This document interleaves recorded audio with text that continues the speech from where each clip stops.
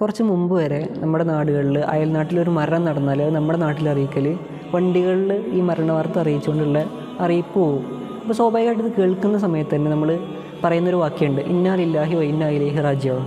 അപ്പോൾ നമ്മുടെ പത്രങ്ങളിലൊക്കെ കാണാറ് സാധാരണ ആദരാഞ്ജലികൾ എന്നാണ്. പക്ഷെ നമ്മൾ ഉപയോഗിക്കുന്ന ഈ ഒരു പദത്തിൻ്റെ ഒരു പ്രത്യേകത എന്ന് പറയുന്നത്, നമ്മൾ ഇതിലൂടെ പറയാൻ ശ്രമിക്കുന്നത് നമ്മളൊക്കെ അള്ളാഹുവിലുള്ളവരാണ്, അള്ളാഹുലേക്ക് മടങ്ങേണ്ടവരാണ്.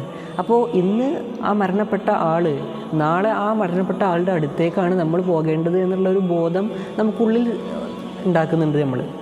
അതുപോലെ തന്നെയാണ് നമ്മളൊരു മരണ വീട്ടിൽ ചെന്നിട്ട് അവിടെ പ്രയാസപ്പെട്ടിരിക്കുന്ന സങ്കടപ്പെട്ടിരിക്കുന്ന ആളുകളുടെ തോളിൽ തട്ടിയിട്ട് ഇതെല്ലാം വിധിയാണെന്ന് കരുതി സമാധാനിക്കാം എന്നല്ല ഇസ്ലാം പറയുന്നത്. ഇസ്ലാം പറയുന്നത് നിങ്ങൾ അഅ്ലമല്ലാഹു അജ്റക വ അഹ്സൻ അഅ്സാഅക വ ഗഫറ ലിമയ്യിതിക, ഈ വാക്യം ഉച്ചരിക്കാനാണ് പറയുന്നത്. എന്താണ് ഈ വാക്യത്തിൽ പറയുന്നത്? നിങ്ങൾ ഈ പ്രയാസത്തിൽ ക്ഷമിച്ചല്ലോ, അപ്പോൾ അതിന് നിങ്ങൾക്ക് അള്ളാഹു പ്രതിഫലം നൽകട്ടെ. അതുപോലെ തന്നെ നിങ്ങളിൽ നിന്ന് മരണപ്പെട്ടവർക്ക് അള്ളാഹു പുറത്തു കൊടുക്കട്ടെ. ഇത്തരം ചില മൂല്യങ്ങളാണ് ശരിക്ക് ഇസ്ലാം മനുഷ്യർക്കിടയിൽ പ്രചരിപ്പിക്കുന്നതും പഠിപ്പിക്കുന്നതും.